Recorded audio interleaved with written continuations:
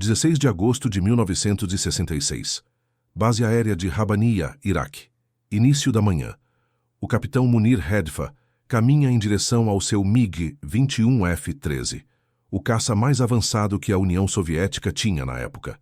Número de série 534, pintado com as cores da Força Aérea Iraquiana. É só mais um voo de treinamento de navegação. Procedimento padrão, nada de especial. Pelo menos é isso que todo mundo pensa.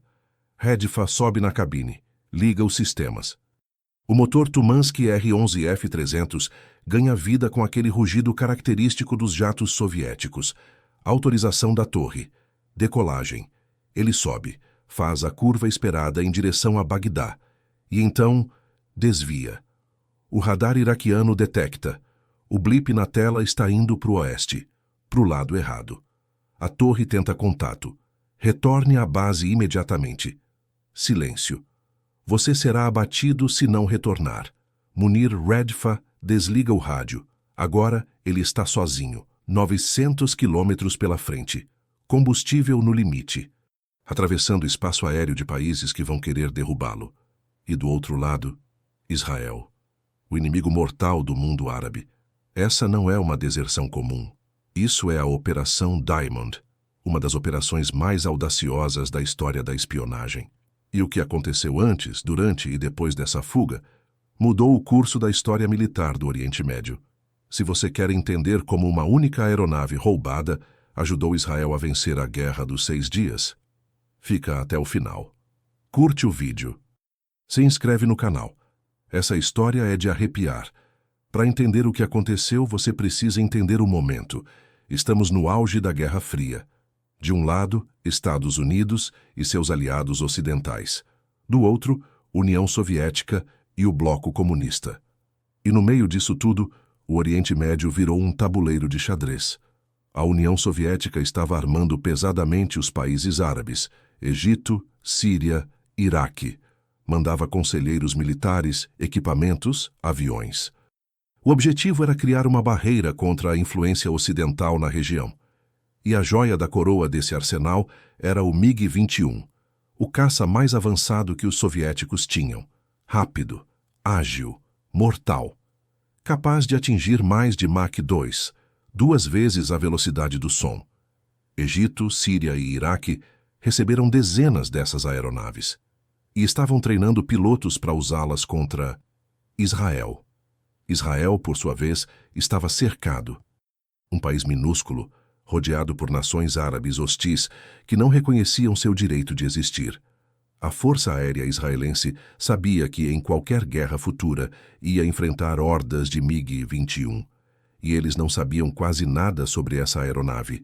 Qual era a velocidade real? Como ela manobrava? Quais eram os pontos fracos? Como derrubar um MiG-21 em combate? Essas perguntas não tinham resposta. E sem resposta, Israel estava em desvantagem mortal. Foi aí que o Mossad entrou em ação. A Operação Diamond, o início. A Operação Diamond começou em 1963. O objetivo era simples de falar e quase impossível de executar.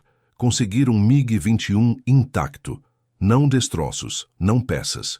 Um avião completo, funcionando, que pudesse ser estudado, testado e voado. A primeira tentativa foi no Egito. Um agente do Mossad chamado Jean Thomas foi mandado para lá com uma missão: encontrar um piloto egípcio disposto a desertar com seu MiG-21 em troca de $1 milhão. Thomas encontrou um candidato, um piloto chamado Adib Hanna. Problema: Hanna não estava interessado em dinheiro. Estava interessado em reportar o agente israelense às autoridades egípcias. Thomas foi preso, julgado, condenado à morte. A primeira tentativa da Operação Diamond terminou com um agente do Mossad enforcado no Egito. Fracasso total. Mas o Mossad não desistiu. A segunda tentativa foi no Iraque. Agentes israelenses identificaram pilotos iraquianos que poderiam ser recrutados. Segundo relatos da inteligência iraquiana, pelo menos 2 pilotos foram abordados antes de Munir Hedfa. O primeiro, um tenente chamado Hamid Dahe, recusou a proposta enquanto fazia um curso de treinamento nos Estados Unidos. Pouco depois, em junho de 1965, foi encontrado morto num bar no Texas após um breve blackout de energia.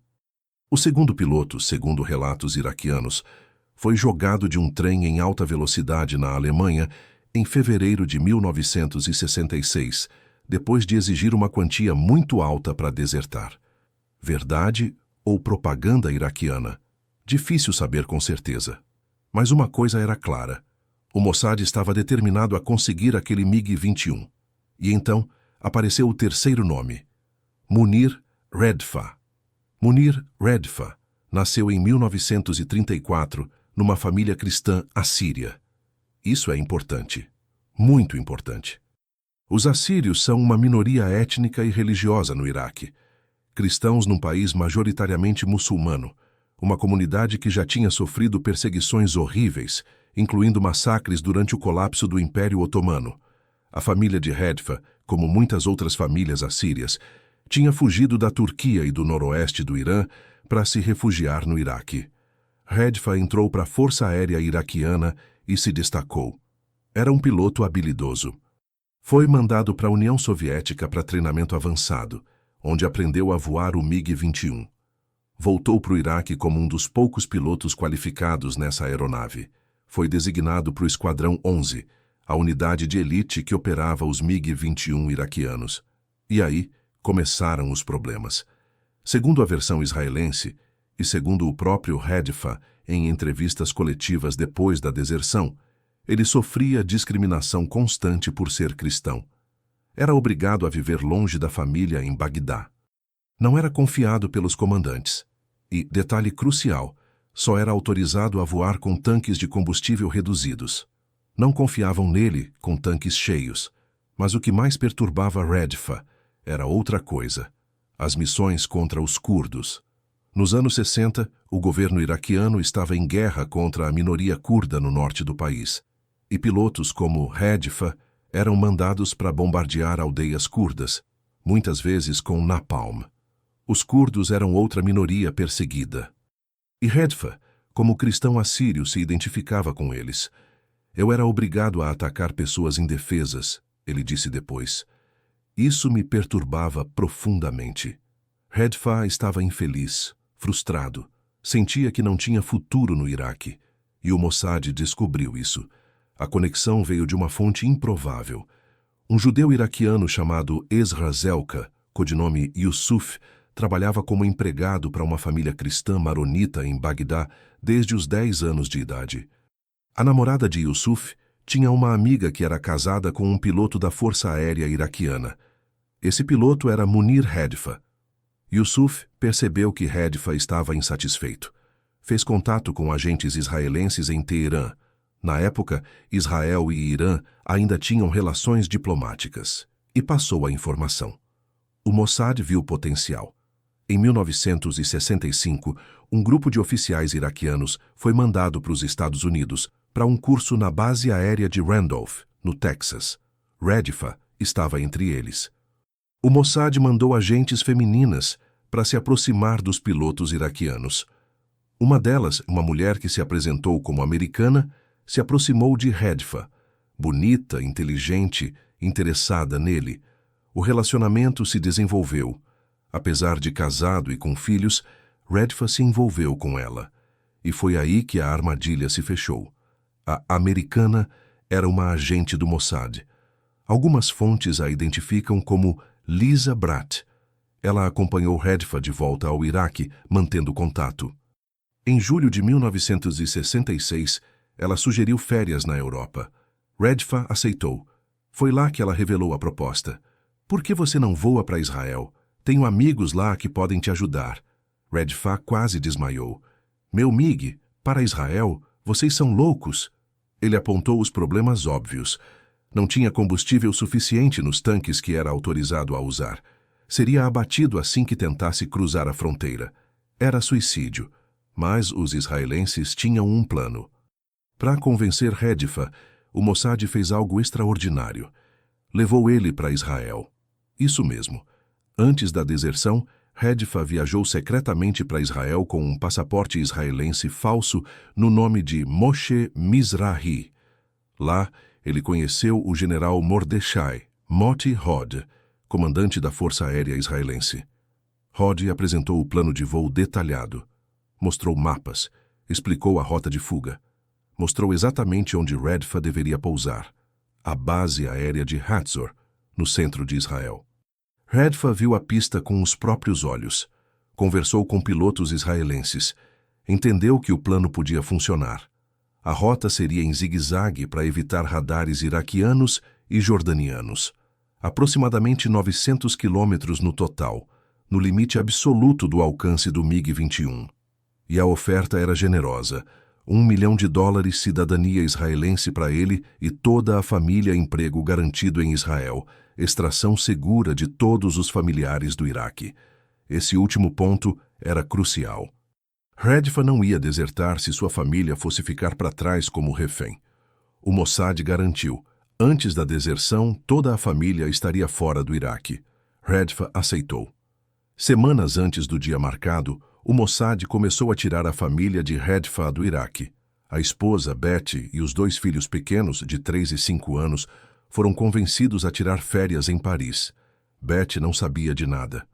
Quando um agente do Mossad apareceu no apartamento em Paris e disse que eles estavam indo para Israel, ela entrou em pânico. Israel? Vocês são loucos? Eu vou agora mesmo para a embaixada iraquiana. O agente, identificado em algumas fontes como Meir Liron, um piloto israelense que fazia parte da operação, teve que acalmá-la, explicar que o marido estava esperando, que era seguro. Eventualmente, Betty concordou. Ela e as crianças embarcaram num voo para Tel Aviv, com passaportes israelenses falsos.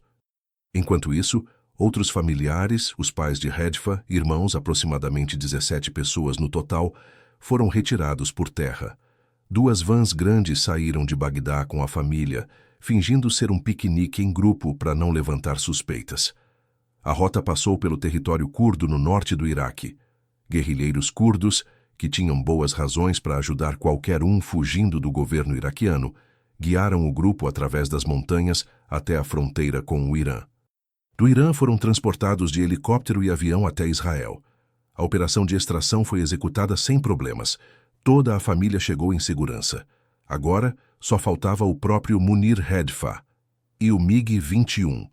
Munir Redfa marcou a data, 16 de agosto de 1966. A Força Aérea Israelense sabia que ele viria em algum dia de agosto. Estavam preparados para recebê-lo. Redfa foi trabalhar na base aérea de Rabaniyah, a oeste de Bagdá, como se fosse um dia normal. Cumprimentou colegas que nunca mais veria. Fez os procedimentos de rotina. E então pediu uma coisa incomum: tanques cheios. Normalmente, por causa da desconfiança com pilotos cristãos, os assessores soviéticos controlavam o abastecimento. Redfa só era autorizado a voar com tanques parcialmente cheios. Mas os iraquianos detestavam os assessores russos, que os tratavam com arrogância e desprezo. E Redfa era considerado um piloto estrela. Quando ele pediu tanques cheios, dizendo que queria um voo mais longo, a equipe de terra obedeceu sem questionar. O MiG-21F-13, número 534, foi abastecido até a capacidade máxima. Redfa entrou na cabine. Decolou. A missão oficial era um voo de treinamento de navegação, rota padrão em direção a Bagdá. Ele fez a curva inicial como esperado, e então virou para o oeste. O radar iraquiano detectou imediatamente. Você está fora da rota. Retorne à base. Redfa não respondeu. Retorne imediatamente ou você será abatido. Ele desligou o rádio. Agora era uma corrida contra o tempo.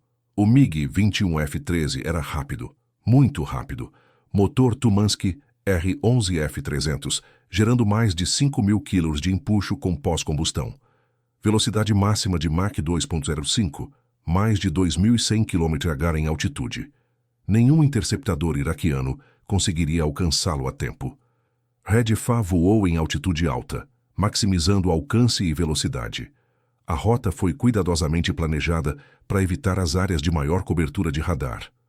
Quando cruzou o espaço aéreo da Jordânia, os radares jordanianos detectaram o avião.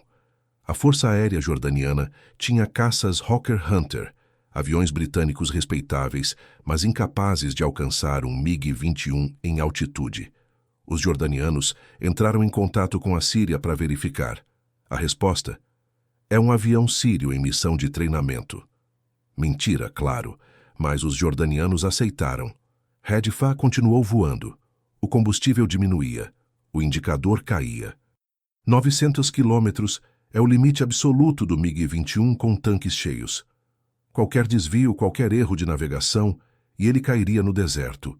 Quando cruzou para espaço aéreo israelense, 2 caças da Assault Mirage III CJ da Força Aérea Israelense apareceram nos flancos.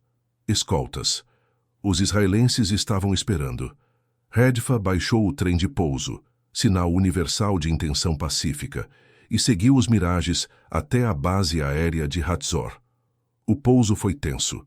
O indicador de combustível estava praticamente no zero. Numa entrevista coletiva depois, Hadfa disse que pousou com a última gota de combustível. As rodas tocaram a pista israelense E aqui a história vira lenda. O MiG-21F-13, número 534 da Força Aérea Iraquiana, estava agora em solo israelense. A Operação Diamond tinha sido um sucesso. Agora que o avião estava em mãos israelenses, vamos falar dele. O MiG-21 foi o primeiro caça verdadeiramente moderno de segunda geração da União Soviética. Entrou em serviço em 1959 e rapidamente se tornou o padrão soviético.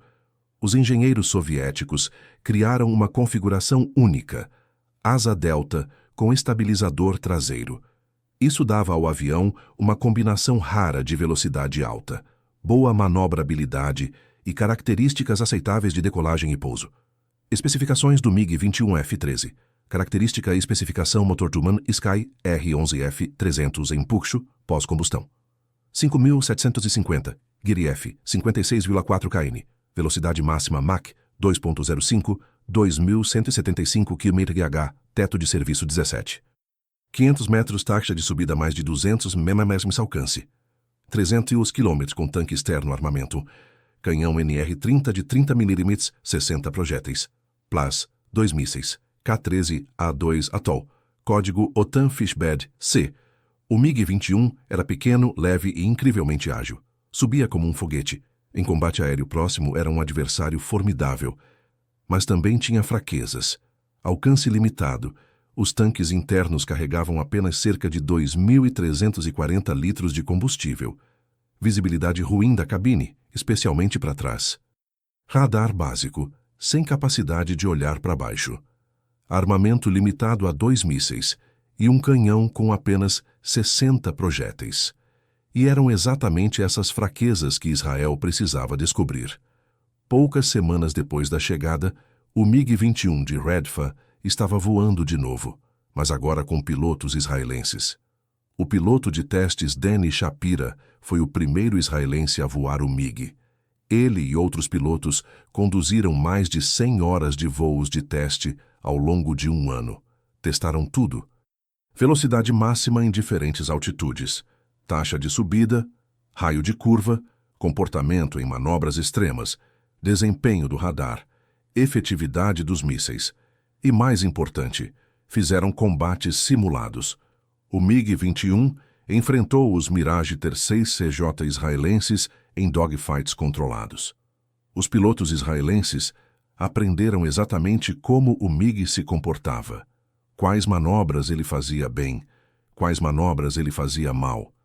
Descobriram que o MiG-21 era excelente em subida e em velocidade pura, mas perdia energia rapidamente em curvas fechadas.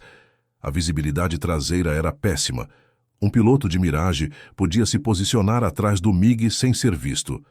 Essas informações foram transformadas em táticas. Os pilotos israelenses foram treinados especificamente para enfrentar MiG-21s. Para aumentar o realismo, os israelenses pintaram o MiG com insígnias sírias falsas durante alguns testes, e o avião ganhou um novo número, 007. A referência a James Bond não era acidental. A Operação Diamond tinha sido uma operação de espionagem digna dos filmes. Menos de um ano depois da chegada do MiG-21, Israel entrou em guerra. 5 de junho de 1967, a Guerra dos 6 Dias, começou com um ataque aéreo surpresa israelense contra bases aéreas egípcias. Em poucas horas, a Força Aérea Egípcia foi praticamente destruída no chão.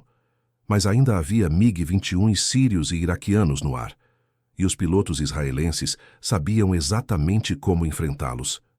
Em 7 de abril de 1967, poucos meses antes da guerra, a Força Aérea Israelense já tinha tido um confronto com MiGs sírios.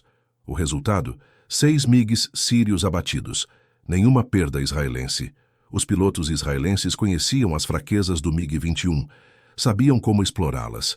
Sabiam onde se posicionar, como manobrar quando atacar. Durante a Guerra dos 6 Dias, Israel alcançou superioridade aérea total. Os MiG-21 árabes, que deveriam ser a principal ameaça, foram sistematicamente destruídos. Parte desse sucesso se deve diretamente ao conhecimento obtido com o MiG-21 de Munir Hedfa. O próprio MiG-21 número 007 foi colocado em alerta durante a guerra, armado com mísseis israelenses Shafir, pronto para decolar se necessário. Segundo relatos israelenses, nunca foi scrambled, mas estava disponível. A história não termina em Israel. Em janeiro de 1968, Israel emprestou o MiG-21 para os Estados Unidos. O avião foi desmontado, encaixotado e enviado para Área 51, Nevada, o lugar mais secreto dos Estados Unidos. Lá, sob o programa classificado Have Donut, pilotos americanos remontaram e voaram o MiG-21 extensivamente. Por quê? Porque os Estados Unidos estavam no Vietnã, e no Vietnã, pilotos americanos estavam enfrentando MiG-21 norte-vietnamitas, e perdendo. No início da Guerra do Vietnã, a proporção de vitórias arar estava terrivelmente equilibrada. Pilotos americanos com seus F-4 Phantom supostamente superiores estavam tendo dificuldade contra os MiGs vietnamitas. O problema? Eles não conheciam o inimigo. O MiG-21 de Hedfa mudou isso. Pilotos americanos voaram contra o MiG em combates simulados, descobriram suas fraquezas, desenvolveram táticas específicas, e Hedfa não trouxe só o avião. Segundo relatos, ele também entregou manuais de treinamento e táticos soviéticos.